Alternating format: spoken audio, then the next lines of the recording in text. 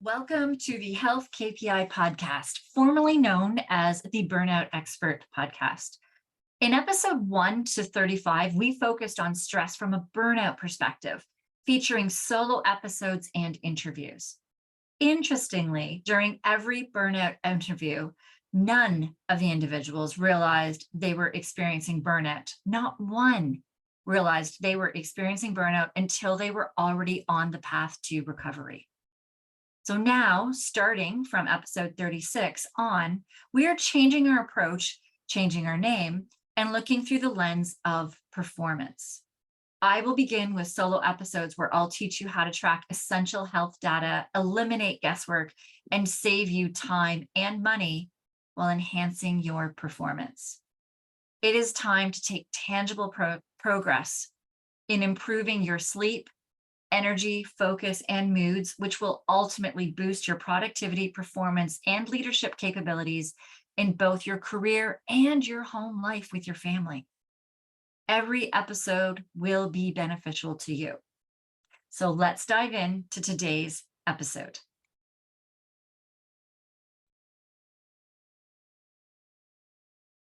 Welcome to episode 7 of the Burnout Expert Podcast, where we're going to be diving into that feeling of just pushing day by day. When your eyes open, you're pushing, your battery has not recharged, and you are just trying to make it through your day. How in the heck are you supposed to get out of burnout? Now, this episode came from speaking with a friend of mine who is trying. She wants to make changes. She is really trying to put in the steps. And she said to me, she's like, I'm doing things day by day. I'm just trying to make it through. And I'm struggling to set goals. There's no time on my plate. It's like there's no more time on my plate. And it's this constant battle of trying to make small changes and looking out for yourself, but life then just keeps getting in the way. And this is what I hear often from those who I am coaching who are in burnout. It's how I felt when I was in burnout, where I just felt like I couldn't get out. There was so much on my plate. I was so exhausted, and trying to add anything more to my day was a struggle. And when I would try, it would only last so long. And I couldn't keep it up. Back then, though, I didn't realize what I was doing wrong when I was setting my goals, when I was getting out of burnout. Now, we did cover 2 episodes ago in episode 4, how to beat burnout, even when you can't add more to your plate. So we did in that episode touch on how you can start adding small things in, how you can really start prioritizing. But there's a couple of things that I did not cover in that episode that I feel still need to be addressed in order to help you, so you're not feeling like you're getting stuck. And one of the problems is that we set unrealistic goals. Is this intentional? Absolutely not. We're not intending to set a goal that we can't maintain. Our goal is to get out of burnout and feel good. And with that, what happens is that we listen to what everybody says is supposed to help fix us, supposed to help increase our energy, supposed to help us manage stress. I have said this before, where like going to the gym, it is one of those things that is talked about a lot of exercise that we say exercise, and most people assume that when we're saying we need to exercise in order to handle our stress, that that means going to a gym. There is a cost to that, though, of lots of time, travel to and from the gym, the time at the gym. There's such a large time restraint in that. And if you're also going to, it, you don't, when you go to a gym, just do a 10-minute workout, because it takes you longer than 10 minutes to get there and get back. And at the point that your body's at, your body may only be able to handle 10 minutes of a high intensity workout, or it may prefer at this moment a leisurely walk. So there's so many different factors to really consider, but unrealistic goals, one that this friend and I were speaking of, was getting a massage. Now, getting a massage is amazing. You're relaxed. It's that time for you. There's so many benefits to getting a massage. But when you are pushing so much day to day, and you're really, your plate is just so full, and you're not able to add anything more to your plate, then an hour massage with travel time there and back is usually about 2 hours of your time. And it's not something that you're able to do on a consistent basis. So is that one of the first things you should be adding in? Down the road, when you're out of burnout, when your brain is thinking more, when you're able to get through tasks faster, when you have more energy and you've set more boundaries, so there's less on your plate, then getting a monthly massage, biweekly massage, quarterly massage may absolutely be a realistic goal for you. With a massage as well, when your nervous system is firing all the time, then, and you're living in a stress state all of the time, a massage may not give you the same benefits. Well, it won't give you the same benefits as it will once you have worked on controlling when you are in and out of a stress state. When you are not in a stress state, that is when a massage can really dive in and do its work. When your nervous system is firing so much, your muscles struggle to relax.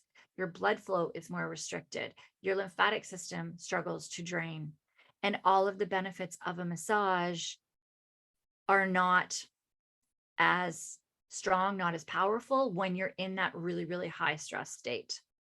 So you may feel good while you are on the table. You may feel like you are relaxed, but almost as soon as you step out of the massage clinic and start getting into your day to day, it almost feels like all the stress is piled up again. So you've taken 2 hours out of your day and you're doing something that your body may not be ready to reap the rewards with first. So the one thing as well is setting those, not as I said, unrealistic goals, and unrealistic in the sense of the time commitment and how it will benefit you right now is really, really important for you to make sure that this really does fit into your life.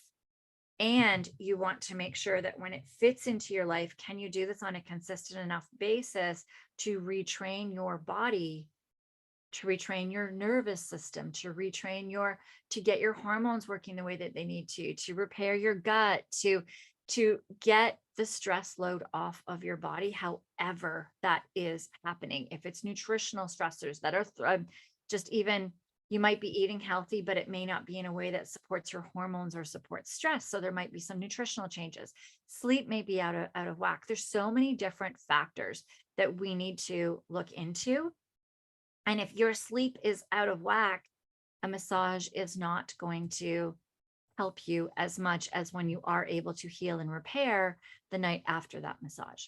So we really need to, when I'm saying realistic goals, it's figuring out which tools, which goals are actually going to help you get out of burnout the fastest from the start, which ones need to happen first in order for others to then have their benefit down the road if you choose to add them in. And so diving into another problem that often happens is setting up the wrong expectations. Now, there's definitely a difference between how we think a habit should look like and what it actually looks like. What we wish for is we think, oh yeah, I'm going to set up this goal.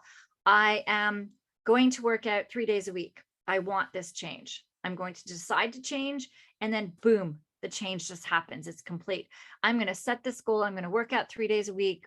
I don't know why I'm using workout, because most people in burnout actually can't start working out. So let's say I'm going to have a solid sleep routine. I am going to set up a sleep routine that works for me, and I'm going to do this every day of the week, and my sleep is going to just instantly start fixing itself. We think that that's how change happens. But the thing is that we start thinking about it. So we start thinking about, okay, I need to fix my sleep. Kind of want to change some things, but I'm kind of conflicted on how I want to change this. I know that maybe you know that having a consistent bedtime is actually one of the best things for your sleep. You can do all the supplements, you can do all of the other hacks and everything for sleep, but if your bedtime is very inconsistent, then that is going to throw your sleep off. So you know it's consistent. So you say, okay, I'm going to be consistent. This is the time I'm going to go to bed. Now, for those of you that are shift workers, this would be on your days off. Also, on your shift schedules, you can say to yourself, on a day shift, this is when I'm going to go to sleep. On a night shift, this is what my sleep is going to look like. So you set these sleep routines up, but you start feeling conflicted because you're like, well, that's my time. I like to stay up later than anybody else in my family. Or, well, but there's times I need to work. And you start getting into this conflicted desire about wanting to change. You're like, I like staying up later. I don't want to go to bed earlier. What am I going to do with this? You start really talking about this in your mind and having these conflicted feelings about these new habits. And I do say going to the gym often because it is one that a lot of people know and understand, although it's not one of the first ones you should be doing with burnout, just putting that out there. But for just examples on this, we do say, I should start going to the gym more often. But then what we do next is we start talking to our friends about it.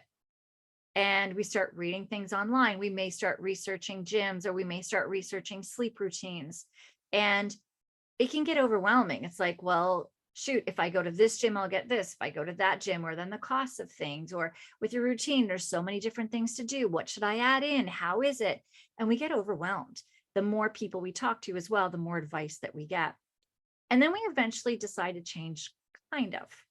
So we wish, though, that there weren't any trade-offs. And we do start to feel annoyed sometimes that that change actually involves changing. Right? We don't like to change. We like to, even if we're in a habit that we know is not great for us, it's almost feels like at the time it's easier.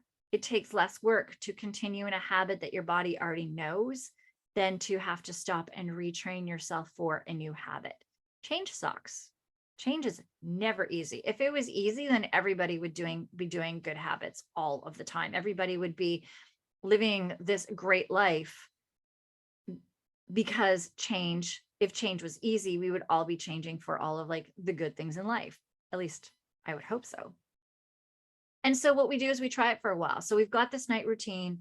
We've decided, okay, you know what? I'm a little annoyed that I need to go to bed a little earlier, or I'm annoyed that I can't watch as much of the Netflix as I like, or can't play these video games, or I can't get as much work done, or whatever it is for you.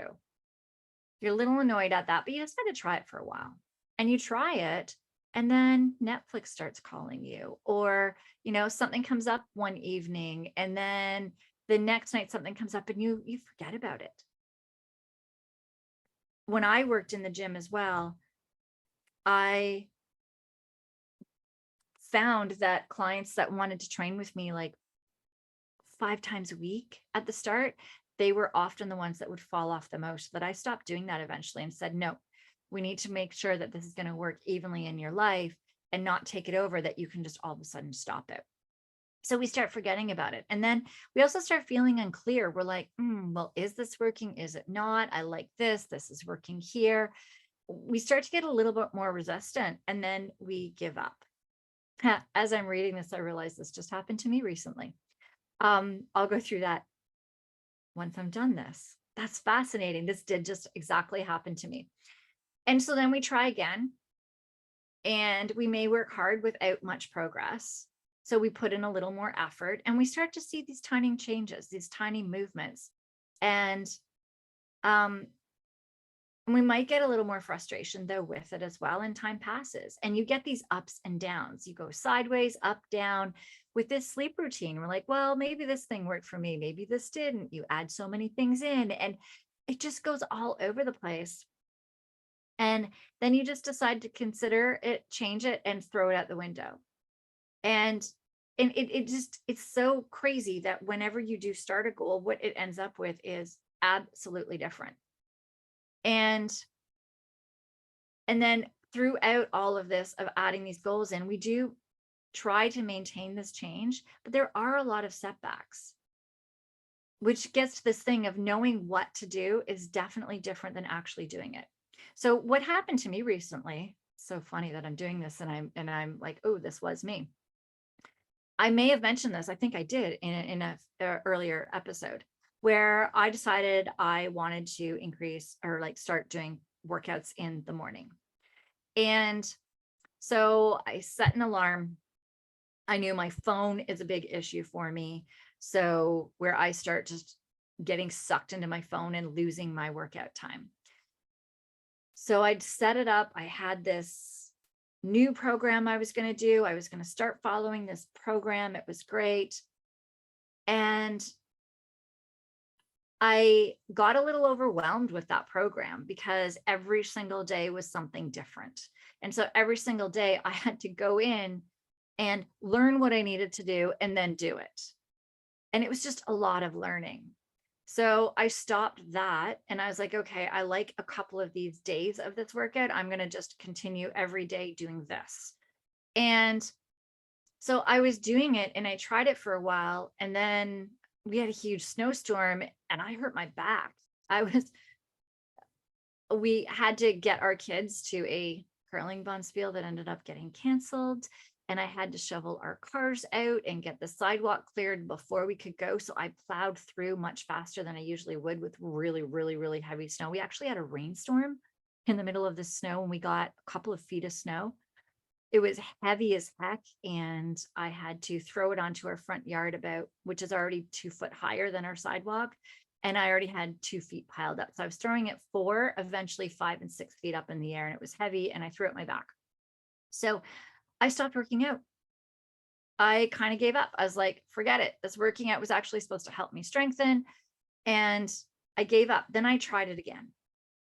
And I started trying it again. And then our cat decided that it needed to be played with. And if I didn't play with it, it would go up and wake up my children. So I had to stop and play with the cat. And it was getting frustrating because I was like, I just got into this routine. And it's now where I actually have given up on it for a while, because I'm like, okay, every night that I have curling, I have to adjust what it is the next day. We've had snowstorms thrown in there. I've had other things thrown into the mix. And I stopped. So it got all of these ups and downs and sideways. And so curling ends on Monday. I'm like, excellent. Because every time too, what was happening is I was getting sore and then I was too sore to curl. So curling is done. And I've told myself, okay, what I'm going to do is I'm not actually going to give myself as much variety, because too much variety at the start is what is overwhelming me. Now, you have to understand, I have a background of 30 years as a personal trainer. It's not that I don't know these exercises or these things. It's that I really need to just get into autopilot when I'm doing this. And when I'm training a client is different. I can sit there and guide them through with what to do. I can make programs for them ahead of time. I can make a program for myself ahead of time. But I decided to try something else, and it really didn't work for me.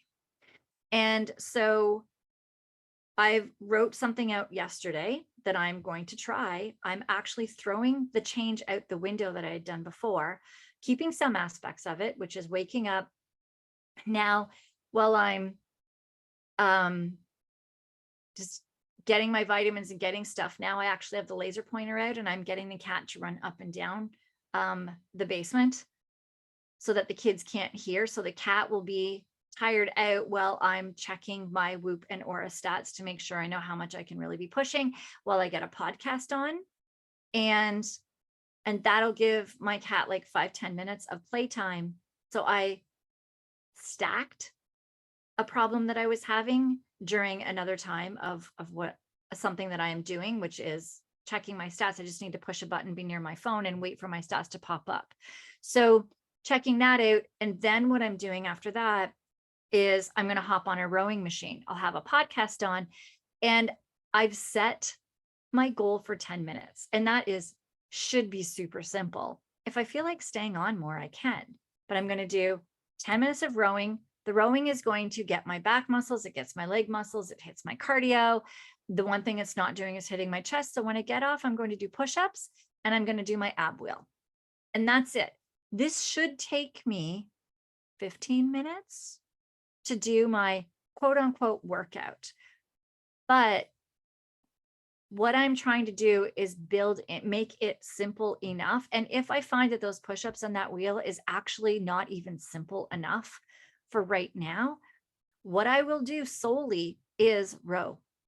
And if I can get on the rowing machine for 10 minutes every single day, then that starts building that muscle memory of wake up, take my vitamins, check my stats, play with the cat quickly, and start working out. That once that muscle memory starts kicking in, then I can start adding to it. That's when I can start adding variety. That, okay, on this day, I'm going to, instead of rowing, I'm going to do maybe a bit of a HIIT workout. I can start increasing the times. I can change it up somehow, but slowly. And I will hit setbacks too. But I understand and know how messy it is to build habits. This is the same for like building a sleep habit. And just even homeschooling with my son, we need to build a better habit of how we start our day, because it is where we have not been getting out enough, and we have not been doing our breathing enough. My son does need to do the breathing. The breathing is how we train our resting nervous system in order to not be overpowered by our stress system. And my son has very high stress, being a 2E neurodiverse child. There's a lot of stressors in his life. And so we need to do this. And I haven't been doing that either. So when I set up my morning routine, I also was like, okay, we've got 2 things to do, just 2 things. We need to get outside and walk around the block, and eventually get that into jogging, where we're going to start doing jogs around the block on that, come back in and do our breathing. That's it. 2 things. We're going to see if we can do that. If 2 things even becomes too much and too overwhelming for us, we'll break it down and do the 1. So understanding with goals, they're messy. We often make such big goals, unrealistic goals that don't fit in our life, even small ones. Like I was honestly giving myself this workout that was supposed to take 20 minutes to do, but trying to learn it. And every single day with it being something new, it's like an 8-week program with every single day being something new. I couldn't add that much in. It was too much to be learning every single day, that I need to even going to say dumb it down even more to make it more simple. So with the sleep routine, you may see that there are so many things to do. And yes, stacking things is really it's helpful. As I said, I'm stacking, taking my vitamins, checking my Whoop and Aura ring, and playing with the cat. But I already do the vitamins and the Whoop and Aura ring check. Those are already two things. So I'm only adding one more thing to my stack. So you may make a list of things that you would like to do for a sleep routine. You may make a list of things that you'd like to do to be more active, but just choose one. Choose the simplest. If you choose the easiest one on that list, you'll probably be more successful. The one that, not just the easiest as far as like ability wise from a like physical standpoint, but which one fits into your life, into the stage of life that you're at right now. I mean, I have a couple of friends who are hockey moms, and I don't know if this is a thing it's a Canadian thing for sure. We have a lot of neighbors where their kids play hockey. And when you're playing hockey, you are at the rink 3, 4, depending on what level you're at, sometimes 5 days a week. I had a neighbor say once that they were at 4 different rinks in one day for their 2 kids, between practices and games for both of their kids. 4 different rinks in a day. The traveling, the getting the kids everywhere. I know that during hockey season, these moms, I'm not going to see. I'm not going to be able to talk to. I can text them once in a while. My one friend, if they're playing at a rink, if one of her kids is playing at a rink near us, she may let me know, and I may go and hang out with her while she's actually at the rink. That's the only way that I can get together with her. So the stage of life matters. When you are in that stage with your child and going to all of these hockey rinks, then a massage, as amazing as it sounds, and as much as, yes, giving yourself that hour of quiet and peace to yourself is phenomenal. But is it realistic for where you are in your life? Does it stress you out more? Like having to get there, what else are you not doing in order to get to that massage, in order to get to the gym?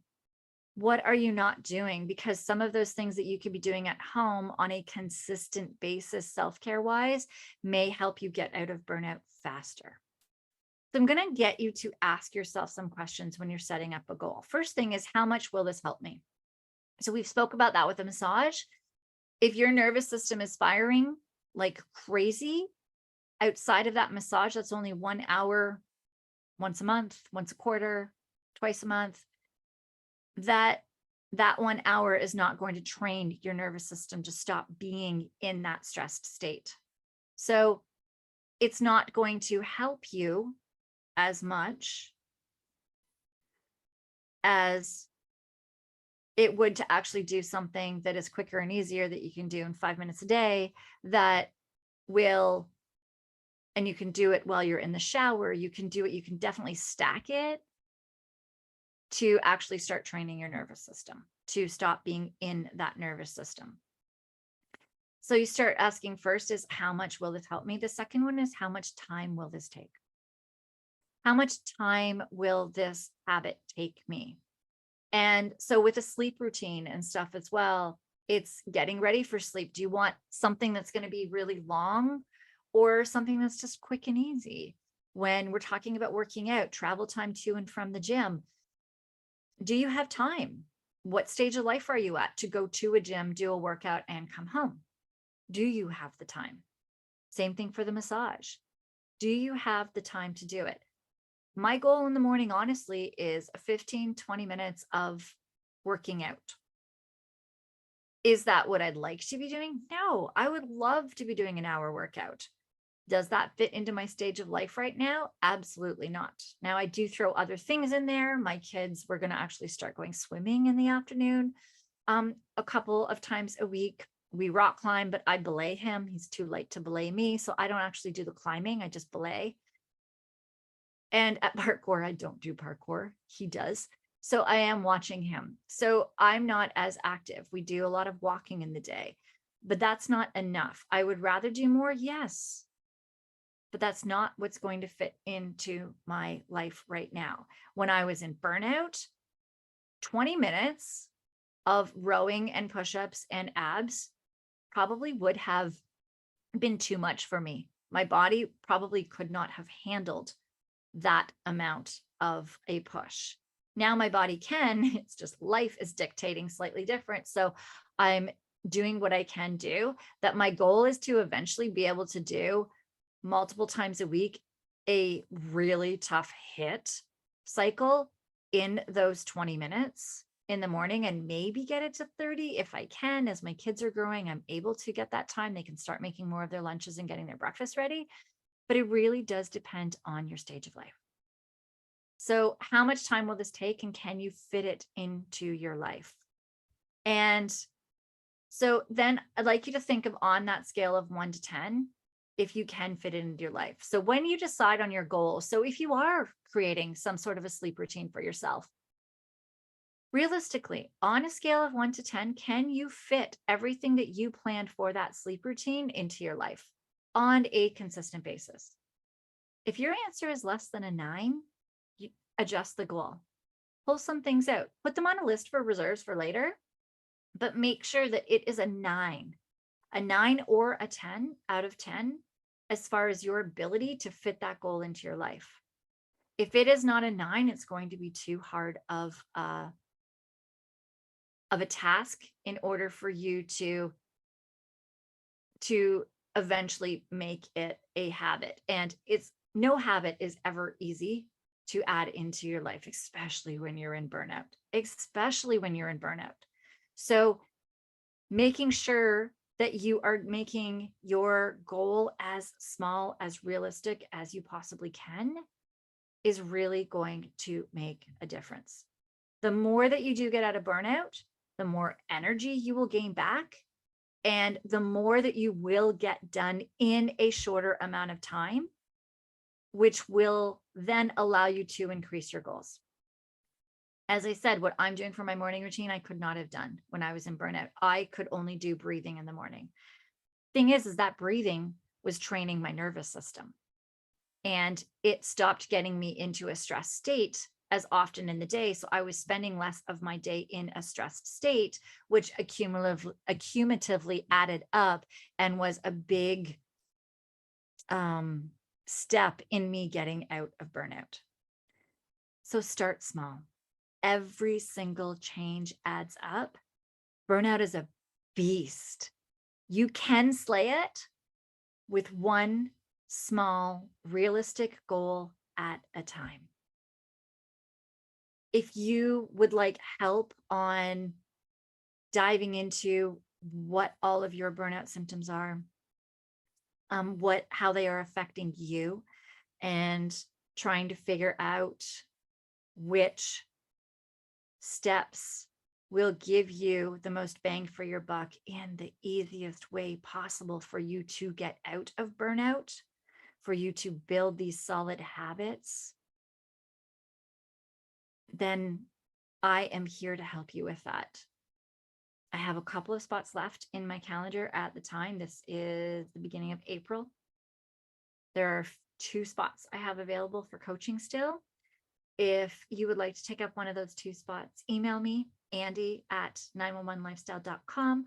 I'll also send a link, put a link for my calendar down below. You can book in my calendar, and we can set up a time to chat and see if we would be a good fit to work together and if that works for us. So know that you aren't alone in this. Burnout's a beast. It takes one small goal at a time to get out. The more energy that you do have, the more you're able to add. The clearer you are, the more focused you are, the more you get done in your day, and then you are able to add in more and more tools, which starts compounding and increasing the effects of you getting out of burnout.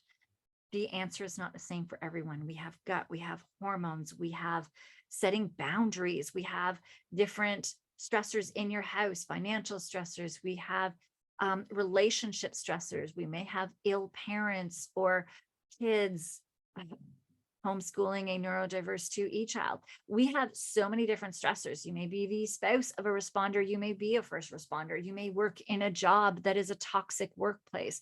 The stressors that we are experiencing on a day-to-day basis are so different.